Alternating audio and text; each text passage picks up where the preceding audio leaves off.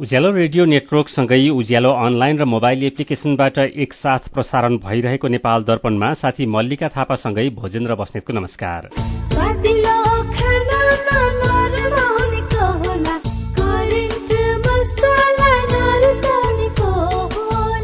नेपाल दर्पणको साथमा करेन्ट मसला र करेन्ट चिया, स्वादको झट्का। नेपाल दर्पण सुरु गरौं मुख्य खबरका शीर्षकहरूबाट। राष्ट्रपति रामचन्द्र पौडेलको दिल्लीको एम्स अस्पतालमा उपचार चल्दै नेपालमा गरिएका सबै परीक्षणहरू दोहोर्याउनुका साथै केही थप परीक्षण गर्ने। व्यापार घाटा 2 खर्ब रुपियाँ भन्दा धेरैले घट्यो। सरकारले प्रतिबन्ध लगाउँदा आयातमा कमी। 9 महिनामा 43.5 अर्बको खाद्यान्न आयात। पेट्रोलियम पदार्थ किन्दा 2 खर्ब 61 अर्ब रुपियाँ बाहिरियो। महोत्तरीमा बसले मोटरसाइकललाई ठक्कर दिँदा एकै परिवारका 3 जनाको ज्यान गयो। सुनसरीको सप्तकोशी नदीमा डुबेर 1 जनाको मृत्यु, 2 जना बेपत्ता। भारत विश्वको सबैभन्दा धेरै जनसंख्या भएको देश बन्यो। चीनमा भन्दा भारतमा 29 लाख बढ़ी जनसंख्या। र ए डिभिजन लीग फुटबलमा जावलाखेलले पुलिस क्लबलाई 6-1 गोलले हरायो। एसीसी प्रिमियर कप क्रिकेटमा आज यूएई र ओमान विजयी। सुनिश्चित भविष्य मात्र होइन बचत, आर्थिक स्वतन्त्रता हो, आत्मविश्वास हो, आत्मा सम्मान हो, सम्पन्न जीवन हो। बचत बचत गरौं, बचत गरौं, बचत गरौं, बचत गरौं। धेरै छन् बचतका खुशीहरू, बचत गरौं। ग्लोबल आईएमई बैंक, सबैका लागि बैंक। हवाई इन्टरनेशनल हस्पिटल बिना अपरेसन, पायल्स, फिसर, फिस्टुलाको अत्याधुनिक नयाँ प्रविधि मार्फत सफल उपचार गरिन्छ। हवाई इन्टरनेशनल हस्पिटल प्राली, चाबहिल, काठमाडौँ। फोन 01 45 81 616 98 64 25 82 83। नेपाल दर्पणमा अब खबरको सिलसिला। राष्ट्रपति रामचन्द्र पौडेलको भारतको नयाँ दिल्लीमा रहेको अखिल भारतीय आयुर्विज्ञान संस्थान एम्समा उपचार भइरहेको छ। छाती र पेटमा समस्या देखिएपछि उहाँलाई बिहान श्रीयरको एयर एम्बुलेन्स मार्फत भारत लगिएको हो। राष्ट्रपति पौडेलको भिआईपी आईसीयूमा राखेर उपचार भइरहेको छ। उपचारमा एम्स अस्पतालका प्लमोनरी क्रिटिकल केयर तथा स्लिप मेडिसिन विभागका प्रमुख प्राध्यापक डाक्टर अनन्त मोहन र आईसीयू विज्ञ डाक्टर पुनित मिश्रको टोली संलग्न रहेको राष्ट्रपतिको सचिवालयले जनाएको छ। टोलीले नेपालमा गरिएका सबै परीक्षणहरू दोहोर्याउनुको साथै केही थप परीक्षण पनि गर्ने बताएको छ। राष्ट्रपति पौडेल पेटमा समस्या देखिएपछि गएको चैत 18 गते त्रिवी शिक्षण अस्पतालमा भर्ना हुनुभएको थियो। चैत 22 गते डिस्चार्ज हुनुभएका राष्ट्रपति पौडेललाई अस्ति सोमबार पुनः अस्पताल लगिएको थियो। अस्पतालले यसपटक उहाँलाई निमोनिया भएको र एन्टिबायोटिकले काम नगरेको जनाएको छ। निमोनियाको उपचार नेपालमै हुने भए पनि एन्टिबायोटिकले प्रभावकारी काम नगरेको कारण उहाँलाई उपचारका लागि दिल्ली लगेको राष्ट्रपतिको सचिवालयले जनाएको छ। राष्ट्रपति पौडेलसँग निजी चिकित्सक डाक्टर नीरज बम, परिवारका सदस्य र 7 जना चिकित्सकको टोली पनि छ। सबैजसो रोगको नेपालमै उपचार हुने भए पनि मन्त्री, प्रधानमन्त्री, राष्ट्रपति जस्ता उच्च पदमा रहेका नेताहरूको उपचार देशको ढुकुटी प्रयोग गरेर विदेशमा गरिएको भन्दै चर्को आलोचना हुँदै आएको छ। यसअघि पूर्व प्रधानमन्त्रीहरू केपी शर्मा ओली, जलनाथ खनाल, सुशील कोइराला, गिरिजाप्रसाद कोइराला लगायतको पटक पटक विदेशमा उपचार भएको थियो। पूर्व राष्ट्रपतिको पनि विदेशमा उपचार गरिएको थियो, तर राष्ट्रपतिलाई एयर एम्बुलेन्स प्रयोग गरेर विदेशमा लगिएको भने यो पहिलो पटक हो। नेपालको व्यापार घाटा 2 खर्ब रुपैयाँ भन्दा धेरैले घटेको छ। आयातमा कमी आएपछि चालू आर्थिक वर्षको 9 महिनामा व्यापार घाटा पोहोरको तुलनामा 2 खर्ब 23 अर्ब रुपैयाँ अर्थात 17.6% घटेको हो। अघिल्लो आर्थिक वर्षको साउनदेखि चैतसम्म 13 खर्ब 6 अर्ब रुपैयाँ व्यापार घाटा भएकोमा यो वर्ष 10 खर्ब 83 अर्ब रुपैयाँ घाटा भएको छ। यो वर्ष आयातमा पनि 2 खर्ब 66 अर्ब रुपैयाँ अर्थात 18.8%ले कमी आएको छ। 9 महिनामा 12 खर्ब 1 अर्ब रुपैयाँको वस्तु तथा सेवा आयात भएको भन्सार विभागले जनाएको छ। यस्तै निर्यातमा पनि 42 अर्ब रुपैयाँ अर्थात 26.34% कमी आएको छ। अघिल्लो आर्थिक वर्षको 9 महिनामा 1 खर्ब 60 अर्ब रुपैयाँको निर्यात भएकोमा अहिले 1 खर्ब 18 अर्ब रुपैयाँको मात्रै वस्तु नेपालबाट अन्य देशमा गएको छ। साउनदेखि चैतसम्मको 9 महिनामा नेपालले विभिन्न देशबाट 43 अर्ब 53 करोड़ रुपैयाँको खाद्यान्न आयात गरेको छ। यस्तै 25.5 अर्ब रुपैयाँको फलफूल र तरकारी, 71 अर्ब रुपैयाँको घिउ तेल, 2 खर्ब 61 अर्ब रुपैयाँको पेट्रोलियम पदार्थ, 45.5 अर्ब रुपैयाँको प्लास्टिक, 1 खर्ब रुपैयाँको फलाम लगायतका वस्तु आयात भएको छ। निर्याततर्फ सबैभन्दा धेरै 10 अर्ब रुपैयाँको चिया कफी, 26 अर्ब रुपैयाँको घिउ तेल, 8 अर्ब रुपैयाँको कपड़ा र 7 अर्ब रुपैयाँको फलाम लगायतका वस्तु निर्यात भएका छन्। महोत्तरीमा बसले मोटरसाइकललाई ठक्कर दिँदा एकै परिवारका 3 जनाको ज्यान गएको छ। ज्यान गुमाउनेमा मोटरसाइकल चालक सिराहाको कल्याणपुर नगरपालिका वडा नम्बर 10 का 26 वर्षका अमृत मण्डल, उहाँकी श्रीमती 24 वर्षकी अन्जु मण्डल र भतिजी 6 वर्षकी अंशु मण्डल रहेका जिल्ला प्रहरी कार्यालय महोत्तरीका प्रवक्ता प्रहरी नायब उपरीक्षक दिलीप गिरीले जानकारी दिनुभयो। गौशाला शमशी सड़क खण्डको रेलवे ट्र्याक नजिक बा 3 ख 2396 नम्बरको बसले मध्य प्रदेश 010004 प 6819 नम्बरको मोटरसाइकललाई ठक्कर दिएको हो। यसैबीच सप्तकोशी नदीमा पौडी खेल्ने क्रममा डुबेर बेपत्ता भएका 3 जना मध्ये 1 जनाको शव भेटिएको छ। सुनसरीको बराहा क्षेत्रमा रहेको कोशी नदीको फंगालो नजिक पौडी खेल्ने क्रममा डुबेका मध्ये झापाको दमक महानगरपालिका वडा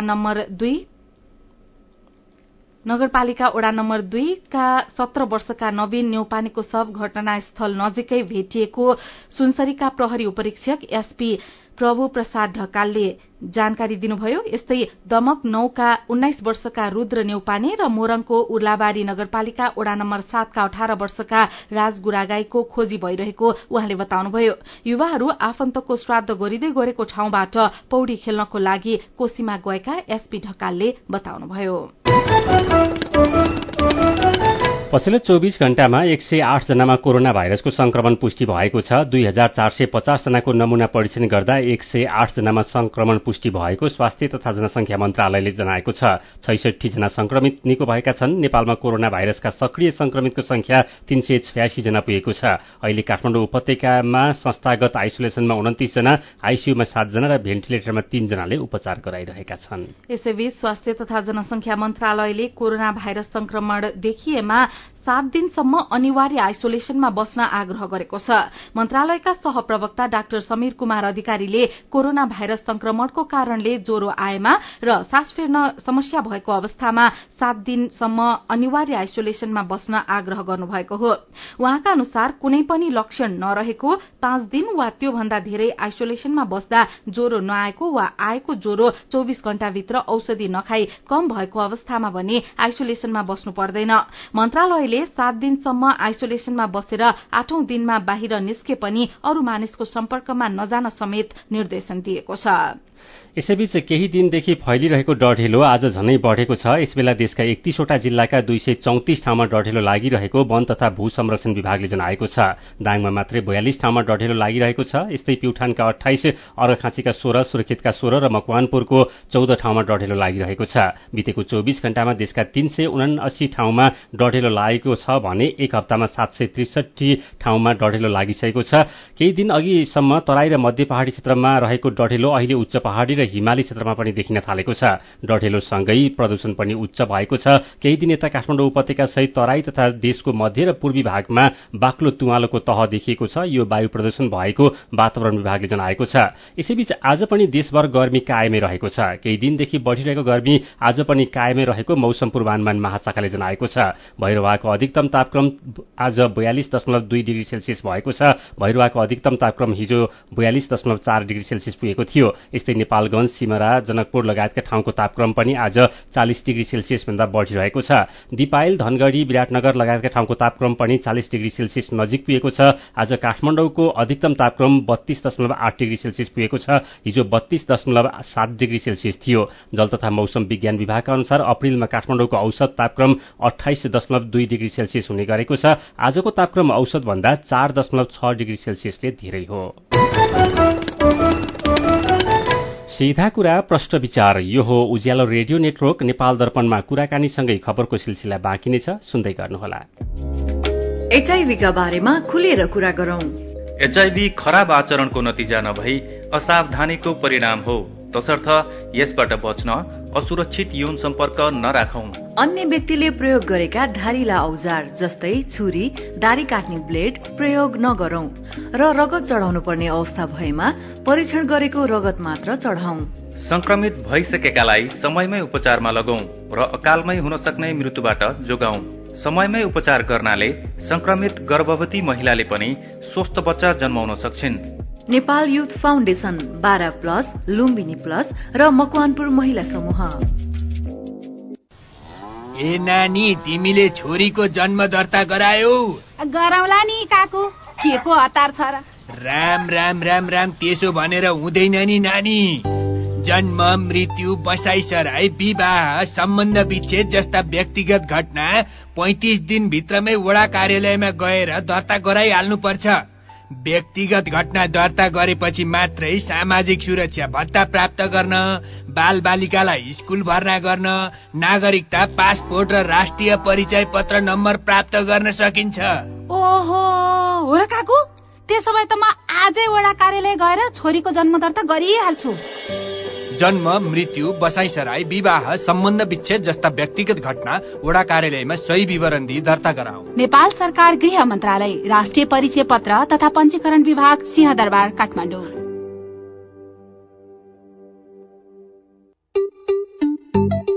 तिमीले पनि पाउने, मलाई पनि आउने, आउने कुरो आएपछि मन भयो रमाउने। आयामी पे रिफर गरिदे, मलाई पनि फाइदा अनि तिमीलाई पनि छ।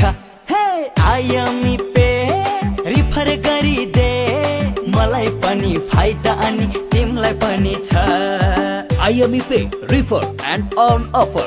आइएमई पे मोबाइल एपलाई आफ्नो साथी सर्कलमा रिफर गरी रिफर गर्ने र सो रिफर एक्सेप्ट गर्ने दुवैले पाउनुहोस् 25-25 रुपैयाँ।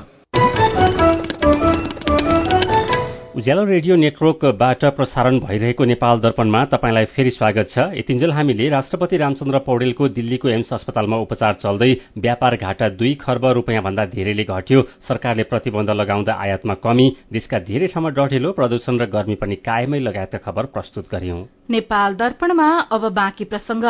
1 वर्षमै सरकारको बेरुजु रकम 1 खर्ब 19 अर्ब रुपैयाँले बढेको छ। महालेखा परीक्षकको कार्यालयले सार्वजनिक गरेको 60औं प्रतिवेदन अनुसार अहिलेसम्म सरकारी बेरुजु रकम 9 खर्ब 59 अर्ब 79 करोड़ 7 लाख रुपैयाँ पुगेको छ। यसमध्ये 3 खर्ब 72 अर्ब 45 करोड़ 13 लाख रुपैयाँ कार्यवाही गरी तत्काल टुङ्गो लगाउनु पर्ने खालको बेरुजु हो। महालेखाको प्रतिवेदनले सरकारी लापरवाही, खर्चमा अनियमितता, भ्रष्टाचार र ढिलासुस्तीमा कमी नआएको देखाएको छ। पटक पटक म्याद थप्दा पनि ठेक्का अधुरै, गौरवका आयोजनाको प्रगति सुस्त, उठाउनु पर्ने रोयल्टी र कर नउठाएको, मनलाग्दे कर छुट दिएको, शालिग र भ्यू टावरमा अरबौं रुपैयाँ खर्च गरेको जस्ता अनियमितताका विषय पनि महालेखाले उठाएको छ। महालेखाले देखाएको बेरुजुलाई धेरैले भ्रष्टाचार भनेर पनि बुझ्ने गरेका छन्। साथै अर्जुन पोखरेलले पूर्व कार्यवाहक महालेखा परीक्षक सुखदेव खत्री भट्टराईलाई सोध्नु भएको छ, महालेखाले देखाएको बेरुजु रकमलाई कसरी बुझ्ने? बेरुजु भन्नाले चाहिँ नि प्रचलित नियम कानून भन्दा बाहिर गएर सार्वजनिक खर्च व्यवस्थापनमा भएका बेथितिहरू जति हुन आउँछ त्यसलाई नै बेरुजुको रूपमा बुझ्नुपर्छ। हामीले असुल गर्नुपर्ने बेरुजु अलिक गम्भीर किसिमको मानिन्छ, त्यो गम्भीर हो। 4-5 वटा क्याटेगोरी छ, तर मुख्यतया चाहिँ नि अनियमित, पेशकी र असुल गर्नुपर्ने भनेर 3 वटा चाहिँ नि हाम्रो आर्थिक कार्यविधि कानूनले चाहिँ उल्लेख गरेको छ। आम नागरिकको कुरा छोडौं, सांसदहरूले नै संसदमा यति अरब रुपियाँ बेरुजु छ, विदेशी ऋण किन चाहियो भन्ने सम्मका कुराहरू सुनिरहेका छौं। यी कुराहरूलाई हेर्दाखेरि बेरुजु र भ्रष्टाचारमा अब ठ्याक्कै हामीले कसरी बुझाउन सक्ने? अहिले महालेखा परीक्षक कार्यालयले जति अङ्क देखाएको छ त्यो अङ्क सबै नै असुल गर्नुपर्ने, सबै नै हिनामिना अथवा सबै नै भ्रष्टाचार, त्यो चाहिँ कदापि पनि होइन। यो एउटा किनभनेदेखि यसलाई प्रष्ट गर्न सकिरहेको छैन। अब फेरि महालेखाको बेरुजुलाई भ्रष्टाचार भन्न नि मिल्दैन, तर कतिपय के छ भने यो 2 किसिमले हेर्नुपर्छ। एउटा तथ्याङ्कगतीय कुराहरू आफ्ना ठाउँमा छन्, अनि अर्को सिस्टममा जुन आक्रमण भइरहेको छ, सिस्टम करप्सनको कुरोमा चाहिँ नि महालेखाले अहिले 1 दशक यता विशेष गरी महालेखाको रिपोर्ट अध्ययन गर्ने जो कोहीले पनि पहिचान गर्न सक्नुहुन्छ, अहिले सिस्टम करप्सनका कुराहरू धेरै महालेखाले उजागर गर्यो। यो चाहिँ एउटा महालेखाले चाहिँ नि रिपोर्टमा फड्कै मारेको छ। अब यसमा आयोजना प्रमुखहरूको नियुक्ति, सरुवा बढुवा, समयमा आयोजना प्रमुखहरू नखटाइनु, यी कारणहरूले कतिको भूमिका खेल्छ हाम्रो यो बेरुजुमा? एकदमै। अब यसलाई विशेष गरी खर्च व्यवस्थापनमा र राजस्व व्यवस्थापन दुईटै 1.5 खर्ब भन्दा माथि खर्च गर्ने, पुँजीगत खर्च गर्ने यो भौतिक योजना मन्त्रालय हो। विगतमा हेर्नुहोस्, भौतिक योजना मन्त्रालयमा भौतिक योजना मन्त्रीजीले सचिव र चाहिँ नि महानिर्देशक, सडक विभागको महानिर्देशक व्यापक रूपमा सरह गर्नुभएको छ। त्यो के को लागि गर्यो? किन गर्यो त्यो त अब आफै बन्ला। मैले यो कुरो अलिकति सिम्बोलिक मात्रै राखेँ हुँ। भनेपछि त्यसले गर्दा मेरो पाला होइन भन्ने अनि मन्त्रीले आफ्नो अनुकूल चाहिँ नि सचिव र डिजी ल्याउने अनि आयोजना प्रमुख राख्ने भनेपछि यो धेरै भयो छ। मन्त्रीजीहरूको सरुवा अथवा सचिवजीले गरेका महानिर्देशकले गरेका आयोजना प्रमुखहरूको सरुवाले प्रभावित पार्छ। जुन व्यतिथिहरू भन्नुभयो यी व्यतिथि त पहिला हामीले केन्द्र सरकारका सुन्थ्यौँ, माथि सुन्थ्यौँ। अहिले सबै तलतिर गएको तथ्याङ्कले नै देखाउँछन्। जस्तो पालिकाको बेरोजुको कुरा गर्ने हो भने अहिले 42 अर्बभन्दा धेरै चाहिँ पालिकाको सङ्घीय सरकारपछि पालिका नै रहेछन्। यी अब माथिका यी व्यतिथिहरू सबै तलतिर सर्दै गएका हुन्। माथि देखेर जस्तै अब यसलाई हेर्नुहोस् न, यो जुन माथि अर्थ मन्त्रालयले अबन्द बजेट राखेपछि स्थान निकाल रहन थाले अनि भइपरि आर्थिक सहायता यिनीहरूले गर्न थाले। अनि हिजो केन्द्रीय निकायहरूमा चाहिँ नि समयमा काम नहुने, पुँजीगत खर्च नहुने, विभिन्न किसिमका हुने प्रभावित त्यो अहिले स्थान निकायमा सरेर गएको छ होइन। अब अहिले स्थान निकायमा चाहिँ विभिन्न किसिमका सुविधाहरू लिने, विभिन्न किसिमका त्यो बसेर बैठक बसेर भत्ता लिने। अब गाडी नै नभएको ठाउँमा गाडी ड्राइभरहरू चाहिँ आफ्नो अनुकूलका मान्छे अब त्यहाँ ती ठाउँका स्थानीय निर्वाचित पदाधिकारीले गर्ने। अनि स्थान निकायमा अघिल्लो सालको उसमा आएको छ 206 जना ठेकेदारहरू त स्थान निकायमा चाहिँ निर्वाचित भएर आउनुभयो भनेको छ। अब उहाँहरूले के गर्नुहुन्छ, डोजर विकास गर्नुहुन्छ अनि आफ्ना कति ठाउँमा त आफ्ना भाइ भतिजाको डोजर हुने त्यो ल्याएर प्रयोग गर्ने भन्ने कुरोहरू छ। अर्थ मन्त्रालयले चाहिँ क्याबिनेटबाटै पास गराएर मितव्ययिता भनेको छ, मितव्ययिता कार्यान्वयन गर्ने भनेर उता राष्ट्र प्रमुख भनौँ अथवा कार्यकारी प्रमुखले चाहिँ सल्लाहकार नियुक्ति गर्नुभएको छ। सल्लाहकार अब कति त्यो सल्लाहकार भने मन्त्री सरको सुविधा पाउँछन् उनले। उहाँ हुन्थ्यो पूर्व कार्यवाहक महालेखा परीक्षक सुकदेव खत्री भट्टराई। नेपाल दर्पणमा खबरकै सिलसिला। नेपाल पर्यटन बोर्डले म्यानमारको राजधानी एगुनबाट भैरवाको गौतम बुद्ध अन्तर्राष्ट्रिय विमानस्थलमा सीधा हवाई सेवा सञ्चालनको लागि पहल गरेको छ। बौद्ध धर्मावलम्बी भएको देश म्यानमारबाट सीधा उडान गर्न सकेमा लुम्बिनीको पर्यटन प्रवर्धन गर्न सकिने अपेक्षा सहित पर्यटन बोर्डले नेपाल म्यानमार सीधा उडानको पहल गरेको हो। यसका लागि बोर्डले हिजो नेपालका लागि म्यानमारका राजदूत र म्यानमारका लागि नेपाली राजदूत सहित सरकारवालाहरूसँग काठमाडौँमा उच्च स्तरीय छलफल सम्पन्न गरेको छ। छलफलका क्रममा नेपाली पक्षले म्यानमारबाट भैरवामा सीधा उडानको लागि म्यानमार तयार भएमा सहयोगका लागि तयार रहेको बताएको छ। नेपालले म्यानमारको टोलीलाई थप प्रक्रिया अघि बढाउन आग्रह गरेको छ। छलफलका क्रममा लुम्बिनी विकास कोषका उपाध्यक्ष मैत्य साख्य पुताले नेपाल र म्यानमार बीच सुमधुर सम्बन्ध रहेको उल्लेख गर्दै सीधा उडान हुन सके म्यानमारबाट लुम्बिनी आउने पर्यटकहरू बढ्ने बताउनुभयो। संस्कृति पर्यटन तथा नागरिक उड्डयन मन्त्रालयका सहसचिव बुद्धिसागर लामिछानेले म्यानमारको राष्ट्रिय एयरलाइन्सले गौतम बुद्ध विमानस्थलमा उडान गर्न नेपालको तर्फबाट विभिन्न छुट सुविधा तथा अन्य आवश्यक सहयोग गर्न आफूहरू तयार रहेको बताउनुभयो। जवाफमा नेपालका लागि म्यानमारका राजदूत सेन ओले सीधा उडान गर्ने बारे आफूहरू सकारात्मक रहेको उल्लेख गर्दै यसको प्राविधिक पक्षको अध्ययनपछि नयाँ सम्भावनाबारे जानकारी गराउने प्रतिबद्धता व्यक्त गर्नुभएको छ। यूएईमा कार्यरत एक नेपालीलाई झण्डै 70 करोड़ रूपैयाँ बराबरको चिट्ठा परेको छ। यूएईमा ड्राइभरको काम रूपमा कार्यरत नेपाली नागरिक पदमले महजुज राफल ड्र मार्फत 20 मिलियन दिराम अर्थात झण्डै 70 करोड़ रूपैयाँ बराबरको चिट्ठा जितेको यूएईको स्थानीय संचार माध्यम खाजिल टाइम्सले खबर लेखेको छ। खाजिल टाइम्सले उल्लेख गरे अनुसार पदमले चिट्ठाको 500 वटा नम्बर मिलाउनु भएको छ। आफूले जितेको रकम बुझ्दै पदमले भन्नुभएको छ, मलाई अझै विश्वास लागिरहेको छैन। पदमले यूएईमा गाड़ी चलाएर 5700 दिराम प्रत्येक महिना कमाउँदै आउनु भएको छ। उहाँ 23 वर्षदेखि यूएईमा एउटै कम्पनीमा काम गरिरहनु भएको छ। नेपाल दर्पणमा मेरो पनि भन्नु छ सँगै खबरको सिलसिला बाँकी नै छ, सुन्दै गर्नुहोला। शिक्षा तथा मानव स्रोत विकास केन्द्र सानोठिमी भक्तपुरको अनुरोध। समयमै भर्ना समयमै ज्ञान गुणस्तरीय शिक्षा सबैको अभियान भन्ने आदर्श वाक्यका साथ यही वैशाख 1 गतेदेखि शैक्षिक सत्र 2080 को विद्यार्थी भर्ना अभियान सञ्चालन भइरहेको छ। विद्यालय उमेर समूहका आफ्ना नानी बाबुहरू अनिवार्य रूपमा विद्यालय भर्ना गरी उनीहरूको समुज्जवल भविष्य सुनिश्चित गर्न अभिभावकहरूलाई उत्प्रेरित गर्ने खालका सन्देशहरू सहित आफ्नो सेवा क्षेत्रमा व्यापक प्रचार प्रसार गरी वैशाख महिनाभित्रै सबै बालबालिका विद्यालय शिक्षाको पहुँचमा ल्याउने गरी भर्ना अभियान सञ्चालन गर्नुहुन सबै विद्यालय तथा स्थानीय तह र आवश्यक सहयोग तथा सहजीकरणका लागि शिक्षा विकास तथा समन्वय इकाई हार्दिक अनुरोध गर्दछौ।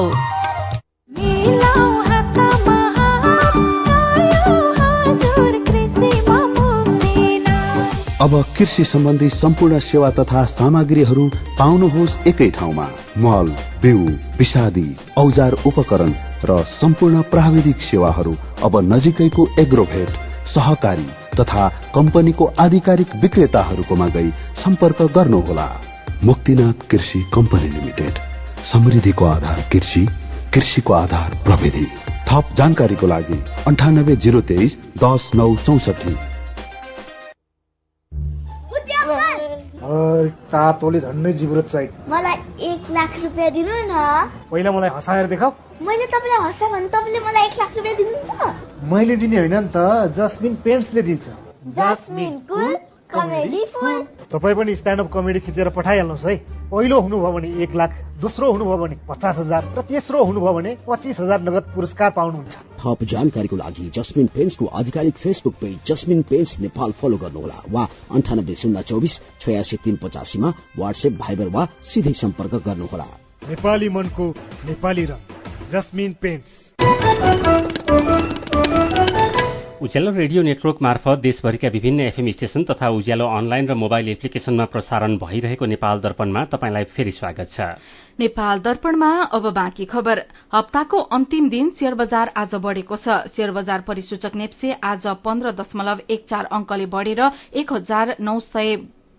1920.13 बिन्दुमा पुगेको छ। म्युचुअल फण्ड बाहेक सबै समूहको शेयर सामान्य बढ़ेको छ। 273 वटा कम्पनीका 25,79,000 किता शेयर 87 करोड़ 21 लाख रुपैयाँमा कारोबार भएका छन्। त्रिभुवन विश्वविद्यालय शिक्षण अस्पताल महाराजगंजमा 10औं कलेजो प्रत्यारोपण सफल भएको छ। कलेजो प्रत्यारोपण सर्जन डाक्टर रमेश सिंह भण्डारी नेतृत्वको टोलीले शिक्षण अस्पतालमा हिजो 10औं प्रत्यारोपण गरेको हो। त्रिवी शिक्षण अस्पतालमा 2076 सालको जेठ 18 गते पहिलो पटक कलेजो प्रत्यारोपण भएको थियो। अंग प्रत्यारोपण मध्ये कलेजो प्रत्यारोपणलाई बढ़ी जटिल मानिन्छ। नेपालमा वर्षको झण्डै 200 जनाको कलेजो प्रत्यारोपण गर्नुपर्ने बिरामी रहेका अनुमान छ, तर डाक्टर भण्डारीका अनुसार अपेक्षा अनुसार कलेजो प्रत्यारोपण सेवा अगाडि बढ्न सकेको छैन। राष्ट्रिय भिटामिन ए अभियान आजदेखि शुरू भएको छ। अभियान अन्तर्गत 6 महिनादेखि 5 वर्ष मुनिका बालबालिकालाई भिटामिन ए क्याप्सूल र जुकाको औषधि खुवाइँदैछ। स्वास्थ्य तथा जनसंख्या मन्त्रालयका अनुसार अभियान आज र भोलि 2 दिनसम्म सञ्चालन हुनेछ। मन्त्रालयले देशभरिका बालबालिकालाई पाएक पर्ने स्वास्थ्य चौकीमा लगी बालबालिकालाई भिटामिन ए र जुकाको औषधि खुवाउन अभिभावकहरूलाई अनुरोध गरेको छ। दाङमा 2 जना महिलालाई जबरजस्ती यौन धन्दामा लगाएको आरोपमा होटल सञ्चालक पक्राउ परेका छन्। कामको खोजीमा पुगेका 2 महिलालाई जबरजस्ती यौन धन्दामा लाग्न बाध्य बनाएको आरोपमा लमही बजारको B&B होटल सञ्चालक नुमराज भूषाललाई पक्राउ गरेको जिल्ला प्रहरी कार्यालय दाङले जनाएको छ। लमजुङमा आगो निभाउने दमकल अभाव भएको छ। 4 वटा नगरपालिका र 4 वटा गाउँपालिका रहेको लमजुङमा धेरै पालिकासँग दमकल अभाव रहेको कोहाला सोथर गाउँपालिकाका अध्यक्ष सूर्यप्रसाद गुरुङले बताउनुभयो। उहाँले पालिकाभित्र दमकल आवश्यक रहे पनि बजेट अभावले खरिद गर्न नसकेको बताउनुभयो। आगलागी भइहालेमा बेसी शहर नगरपालिकाबाट दमकल लानुपर्ने बाध्यता भएकोले आगो निभाउन जान समय लाग्ने बेसी शहर नगर प्रमुख गुमान सिंह अर्यालले बताउनुभयो। डोल्पाको तोइजुमबाट लुकीछिपी यार्सा गुम्बा टिप्न जाने 13 जना पक्राउ परेका छन्। यार्सा सिजन खुल्नु अगाडि नै पाटनमा छिर्न खोज्ने 13 जनालाई सेफ फोक्सुन्डो राष्ट्रिय निकुञ्ज र रामबाण गुल्मको संयुक्त गस्ती टोलीले पक्राउ गरेको निकुञ्जका प्रमुख संरक्षण अधिकृत लाल बहादुर भण्डारीले जानकारी दिनुभयो। मेरो पनि भन्नु छ। चैत महिनामा 61,000 भन्दा धेरै नागरिक विदेशीय शीर्षकको खबर उज्यालो अनलाइनमा पढेर बाबुराम खनालको प्रतिक्रिया छ। सरकारले नेपालमै रोजगारी दिने बताइरहँदा हजारौं युवा विदेशिएका छन्। स्वदेशमै रोजगारी दिने कार्यक्रम कागज र भाषणमा बाहेक अन्त कतै छैन। प्रमुख कुवरले लेख्नु भएको छ, स्वदेशमा रोजगारीको सृजना गर्न औद्योगिक तथा कृषिमा आधुनिकीकरण गर्दै वास्तविक किसान तथा उद्यमीलाई मात्र अनुदान दिनुपर्छ। रामनारायण सिंह लेख्नुहुन्छ, काम र माम नपाएर नागरिकले विदेशिनुपर्ने बाध्यता छ, तर नेता र सांसदहरू भने विदेश भ्रमणमा रमाइरहेका छन्। नेताहरूको विदेश भ्रमण मोहप्रति टिप्पणी गर्दै दिलीप फेजोङ भन्नुहुन्छ, नेताहरू चन्द्रमा नै घुमेर आए पनि केही सिकेर आउने होइनन्, उही देशको पैसा मात्रै सिद्धिने हो। संवैधानिक परिषदको आजको बैठकमा प्रधान न्यायाधीश नियुक्तिको विषयमा छलफल भए पनि कुनै निर्णय नभएको बारे शैलेश श्रेष्ठले लेख्नु भएको छ। प्रधान न्यायाधीश नियुक्तिमा किचलो नहुनुपर्ने हो, सायद यहाँ पनि भागभण्डा र बार्गेनिङ चलिरहेको होला। अनि कोरोना भाइरसको संक्रमणका कारण ज्यान गुमाउनेको संख्या बढ्न थाल्यो भन्दै दिलबहादुर थापाले लेख्नु भएको छ। पछिल्लो समय कोरोनाबाट संक्रमित हुने बिरामीको संख्या बढेसँगै ज्यान गुमाउनेको संख्या पनि बढ्दै गएको छ। हामी सबै सचेत, सजग र चनाखो हुने बेला आएको छ। त्यसैले जथाभावी भीड़भाड़ नगरौं र जनस्वास्थ्यका मापदण्ड पालना गरौं। विचारका लागि तपाईलाई धन्यवाद। मेरो पनि भन्नु छ।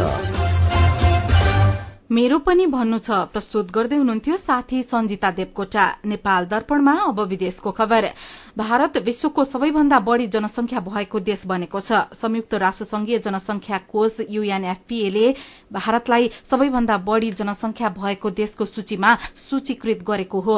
UNFPA को पछिल्लो विवरण अनुसार भारत चीन भन्दा 29 लाख बढ़ी जनसंख्या भएको देश बनेको छ। UNFPA को the state of world population report 2023 मा भारतको जनसंख्या 1 अर्ब 42 करोड़ 86 लाख र चीनको जनसंख्या 1 अर्ब 42 करोड़ 57 लाख रहेको उल्लेख छ। सन् 1950 मा संयुक्त राष्ट्र संघले जनसंख्या तथ्याङ्क संकलन र जारी गर्न थालेपछि भारतको जनसंख्याले चीनलाई उछिनेको यो पहिलो पटक हो। प्रतिवेदन अनुसार सरदर आयुमा भने भारत भन्दा चीन अगाडि छ। चीनमा महिलाको सरदर आयु 82 वर्ष तथा पुरुषको 76 वर्ष छ भने भारतमा महिलाको सरदर आयु 74 र पुरुषको 71 वर्ष रहेको UNFPA लाई उद्धृत गर्दै समाचार संस्था PTI ले जनाएको छ। अब खेल खबर। शहीद स्मारक ए डिभिजन लीग फुटबलमा जावलाखेल युथ क्लबले नेपाल पुलिस क्लबलाई 6-1 गोलले हराएको छ। च्यासल मैदानमा भएको खेलमा पुलिसका हिसुबु थपलिया र एनकोर्टो मोसाबीले 2-2 गोल गरे। जावलाखेल 10 खेलमा 19 अंक सहित शीर्ष स्थानमै रहेको छ। 5 अंक भएको पुलिस पुछारमा छ। आजै दशरथ रंगशालामा भएको खेलमा एपीएफले मसिन्द्र फुटबल क्लबलाई 1-0 गोलले हराएको छ। उसका अर्माण्ड बियाडोमले गोल गरे। एपीएफ 14 अंक सहित 8औं र मसिन्द्र 11 अंक सहित 9औं स्थानमा छन्। अर्को रहेका छन् एपीएफ का लागि चाहिँ बियोन्डले गोल गरेका थिए। एससीसी प्रिमियर कप क्रिकेटमा आज यूएई र ओमान विजयी भएका छन्। त्रिवी क्रिकेट मैदानमा भएको खेलमा यूएईले कुवेतलाई 143 रनले हराएको छ। यूएईले दिएको 372 रनको विशाल लक्ष्य पछि आएको कुवेत 36 ओभर 3 बलमा 228 रन बनाउँदा अल आउट भयो। पहिले ब्याटिङ गरेको यूएईका लागि वृत्तीय अरविन्दले 185 र रोहन मुस्तफाले 118 रन बनाए। आजै मुलपानी मैदानमा ओमानले कतारलाई 40 रनले हराएको छ। ओमानले दिएको 250 रनको लक्ष्य पछ्याएको कतार 47 ओभर 2 बलमा 209 रन बनाउँदा अल आउट भयो। नेपाल सहित 10 देश सम्मिलित एससीसी प्रिमियर प्रतियोगिताको विजेता टोलीले आउँदो सेप्टेम्बरमा पाकिस्तानमा हुने एशिया कप खेल्न पाउनेछ। शीर्ष 3 टोलीले जुलाईमा हुने SCC emerging teams Asia cup खेल्न पाउनेछ। प्रिमियर कपको समूह ए मा नेपाल, ओमान, कतार, मलेसिया र साउदी अरब र समूह बी मा यूएई, हङकङ, कुवेत, सिंगापुर र बहराइन छन्। र इन्डियन प्रिमियर लीग आईपीएल क्रिकेटमा अहिले राजस्थान रोयल्स र लखनऊ सुपर जायन्ट्स खेलिरहेका छन्। जयपुरमा राजस्थानले टस जितेर बलिङ रोजेपछि पहिले ब्याटिङ गरिरहेको लखनऊले 9 ओभरको खेल सकिँदा कुनै पनि विकेट नगुमाइकन 74 रन बनाएको छ। राजस्थान अंक तालिकाको शीर्ष स्थानमा र लखनऊ दोस्रो स्थानमा रहेको छ। खेल खबरसँगै हामी नेपाल दर्पणको अन्त्यमा आइपुगेका छौं। आजका मुख्य खबरका शीर्षक फेरि एकपटक। राष्ट्रपति रामचन्द्र पौडेलको दिल्लीको एम्स अस्पतालमा उपचार चल्दै नेपालमा गरिएका सबै परीक्षणहरू दोहोर्याउनुका साथै केही थप परीक्षण गर्ने। व्यापार घाटा 2 खर्ब रुपियाँ भन्दा धेरैले घट्यो। सरकारले प्रतिबन्ध लगाउँदा आयातमा कमी। 9 महिनामा 43.5 अर्बको खाद्यान्न आयात। पेट्रोलियम पदार्थ किन्दा 2 खर्ब 61 अर्ब रुपियाँ बाहिरियो। महोत्तरीमा बसले मोटरसाइकललाई ठक्कर दिँदा एकै परिवारका 3 जनाको ज्यान गयो। सुनसरीको सप्तकोशी नदीमा डुबेर 1 जनाको मृत्यु, 2 जना बेपत्ता। भारत विश्वको सबैभन्दा धेरै जनसंख्या भएको देश बन्यो। चीनमा भन्दा भारतमा 29 लाख बढ़ी जनसंख्या। र ए डिभिजन लीग फुटबलमा जावलाखेलले पुलिस क्लबलाई 6-1 गोलले हरायो। एससीसी प्रिमियर कप क्रिकेटमा आज यूएई र ओमान विजयी। आजको नेपाल दर्पण सकिएको छ। प्राविधिक साथी संघर्ष विष्टसँगै हामी मल्लिका थापा र भजेन्द्र बस्नेत पनि बिदा हुन्छौं। उज्यालोको मोबाइल एप्लिकेशन र अनलाइनमा प्रसारण भइरहेका रेडियो र अनलाइनका सामग्री भाइबरमा पनि उपलब्ध छन्। सुक्खा समयमा आगलाईको जोखिम धेरै हुने भएकोले आगो बाल्ने वस्तुको सुरक्षित प्रयोग गरौं। नमस्कार।